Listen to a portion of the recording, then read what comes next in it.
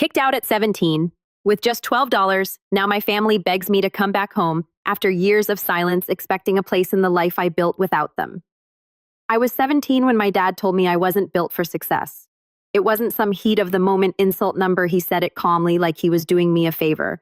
Like the sooner I accepted my place in the family, the easier life would be for all of us. You're the spare, he said, not even looking up from his newspaper. Your brother's the heir, you're just extra.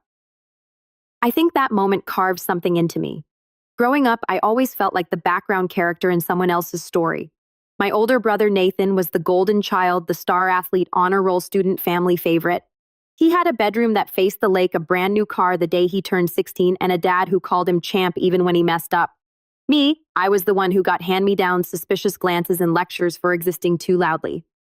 At first, I thought I was the problem. I tried harder, got a job at 15, kept my grades solid, even started tutoring Nathan in math when he began slipping, but nothing changed. My mom called me lazy when I slept in on Sundays, even after closing late at the diner. My dad said I had no ambition when I mentioned wanting to go into culinary school instead of college. And Nathan? He just smirked whenever they tore into me like he was silently enjoying every dig. Things escalated the summer before my senior year.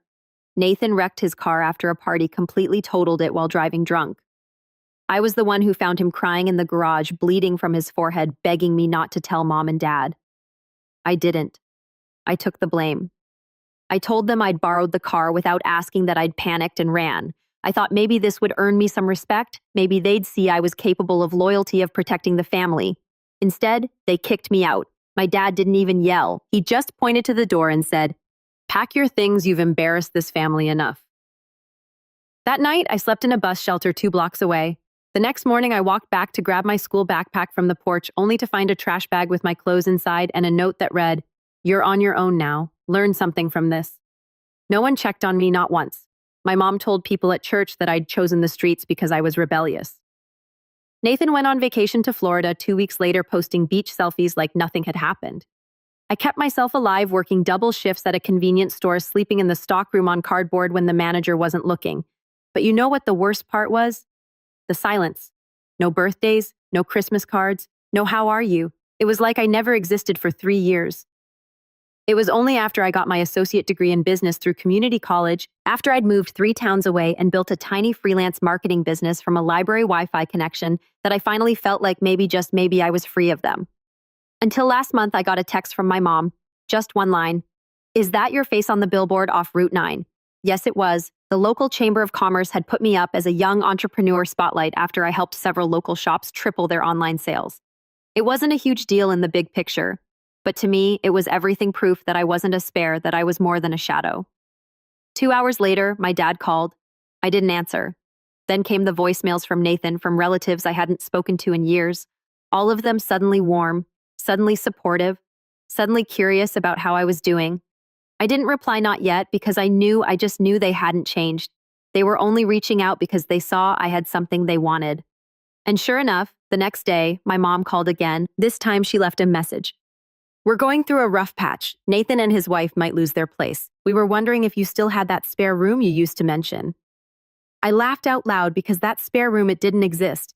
I bought the whole house and I bought it in cash. I didn't respond to my mom's voicemail, not that day, not the next, not even when my Aunt Janice messaged me on Facebook saying, "You know, it would really mean a lot to the family if you stepped up right now." Stepped up? I nearly choked on my coffee. Where were they when I was sleeping under a bus shelter? Aunt Jan, it's funny how people love to use the word family like it's a get out of jail free card, like blood somehow erases everything they did or didn't do. I didn't block them. I didn't rage post. I just stayed silent.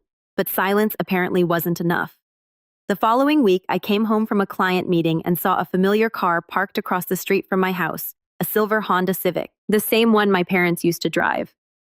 I stared at it for a good 5 minutes before I even turned into the driveway. There was no mistaking it. And sure enough, sitting on the porch with a Tupperware container of what I assumed was guilt-laced banana bread, was my mother. She stood up when I got out of the car. "Oh my God, you look so good," she said, arms already reaching. I didn't hug her. I just looked at her like a stranger, because that's what she was. "Mom," I said quietly, "why are you here?" She had the nerve to smile like this was just some casual drop-in. "I wanted to see you. It's been so long, I thought maybe we could talk catch up." I leaned against the doorframe and didn't move. Is Nathan okay? I asked. Her face flickered, and there it was, the real reason. Not love, no regret, not even a half-hearted apology. He and Alyssa lost their apartment, and she said they fell behind on rent, the baby's on the way, and they just need a place for a little while, just until they get back on their feet. Your father thought maybe we could all stay here just for a few months. I almost laughed. You kicked me out with a trash bag and a note, I said slowly. I begged you to listen to me, and you told me to learn something from it. And now you want me to give up my peace? My home for the son you threw me away for? She blinked like I'd slapped her. It was complicated back then. We were just doing what we thought was right. No, I cut in. You were doing what was easiest. You believed whatever Nathan said because it made your life simpler. It didn't matter if it ruined mine. There was silence. For the first time, I saw something close to shame in her eyes, then defensiveness. Well, we didn't know how things would turn out. You've clearly done well for yourself, so maybe it wasn't such a bad thing after all. That's right there. They abandoned me, and now they wanted credit for it. You're not coming inside, I said firmly, and you can tell Dad and Nathan and everyone else that this house doesn't have a spare room. She opened her mouth, probably to beg or guilt trip me, but I was already turning the doorknob. That's when she said it. You're being selfish. I paused. I turned back around, looked her in the eye, and smiled. No, Mom, I'm just done being useful to people who only remember I exist when they need something. Then I closed the door. She didn't knock again. That night, I lay awake thinking about everything, the weight of what happened, the fact that they were bold enough to show up here, to ask for help, to act like we were still family after what they did. For a moment, I felt guilt creeping in, that old familiar ache of, what if I'm the bad one now? But I remembered the look on my mom's face that day at the principal's office when Nathan lied about me hitting him. I remembered how she cried for him, how she never once looked at me with belief or love or even curiosity, just disappointment. I remembered being dragged from my school, shoved out of my own home. I remembered the silence. I owed them nothing.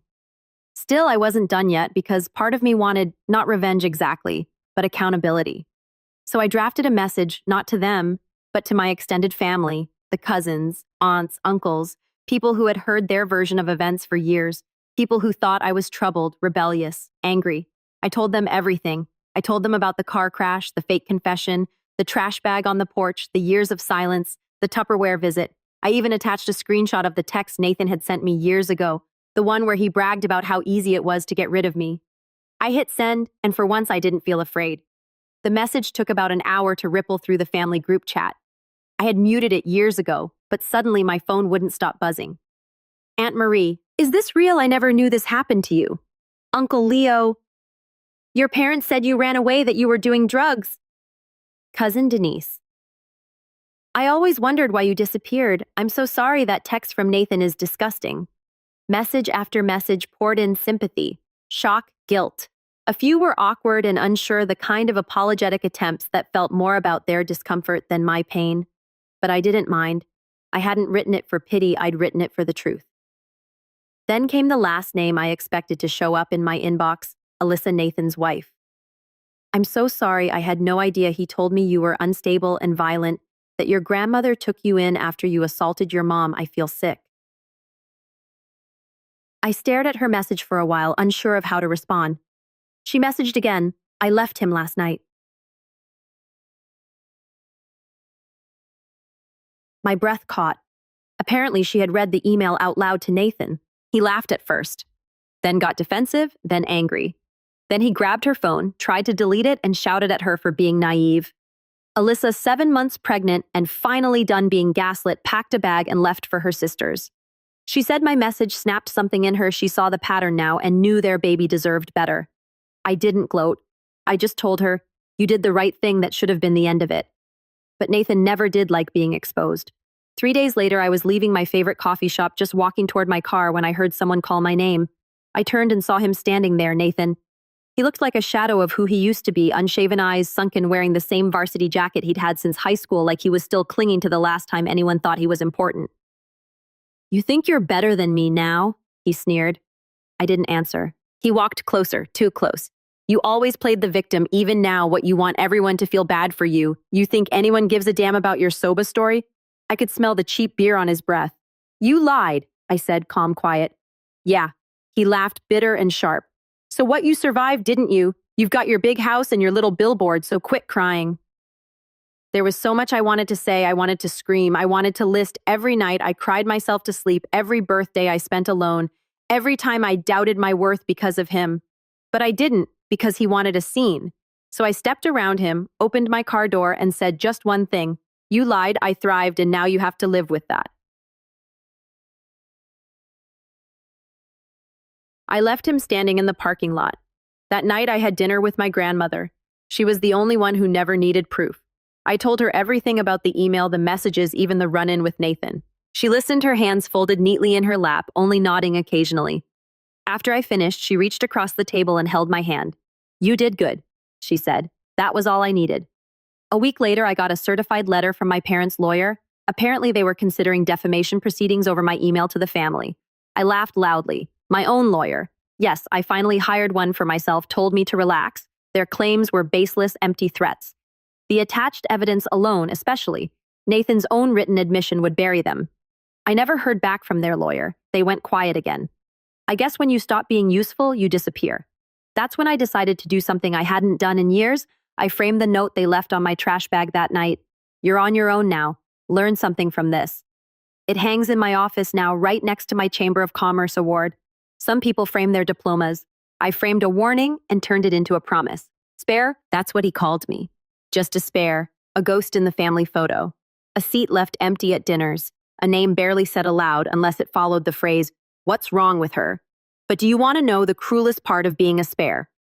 Spare parts get recycled, and that's exactly what they tried to do, recycle me. It began again with a knock. Not a voicemail, not a message, not another car on the street. A knock on my door just after dusk. I almost didn't answer it, but something in me needed to. When I opened it, I didn't see my father. I saw a man shrinking inside his own body. Gone was the gruff voice, gone is the superiority. He stood there in a threadbare sweater holding an envelope, not a letter, a stack of papers. I'm signing over the house to you, he said, not even looking at me. Your grandmother said you'd earned it more than any of us ever did. My grandmother. That was the moment I knew something was wrong. She's sick, he added finally, meeting my eyes. No preamble, no manipulation, just a fact. Cancer stage 4. We sat in silence on my porch, the same porch where my mother once begged for a spare room. She didn't want to tell you, he muttered. Said it would distract you from your work, said she was proud. Proud, that word hit harder than anything else he could have said. I stared out at the garden she helped me build last spring, lavender, rosemary, and marigolds. She called it her living prayer. I could still see the faded gloves hanging over the fence where she forgot them last week. I swallowed my anger because this wasn't about them anymore. This was about her. She passed 3 weeks later at home, my home, the one they once said I didn't deserve. I held her hand as her breaths grew shallower. She wasn't afraid, she just said, "Promise me you'll plant something new every spring, that's how you start over." And then she left me, but not before giving me the final gift, a truth I never expected. I found it in a small wooden box under her bed, sealed with a letter. Her handwriting slanted neat, unmistakable, to the granddaughter they never saw.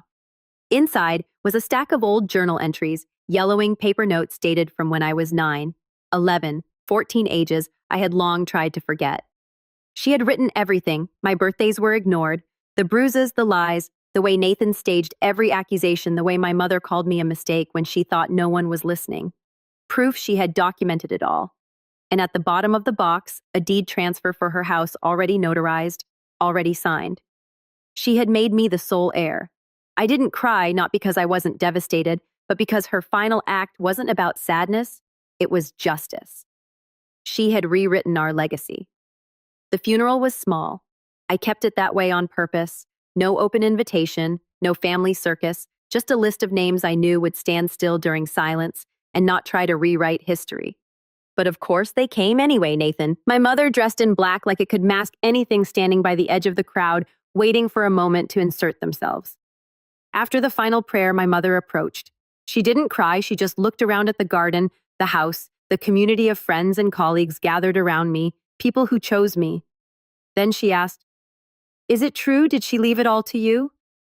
I looked her in the eye and said the one thing she always denied me, yes.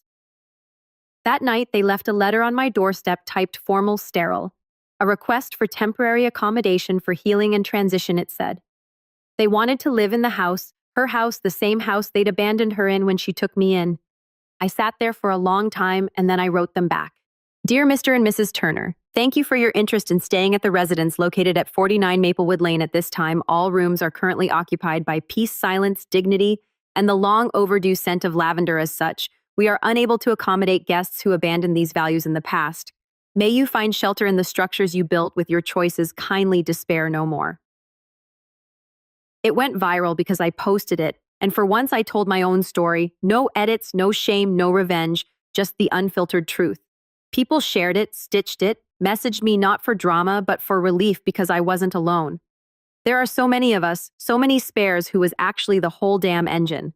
Today, I walked through my grandmother's garden and planted something new, just as I promised, a single white rose bush named Rebirth. And this time, the story doesn't end with exile or anger, it ends with roots, because I am not a spare. I am the seed that survived.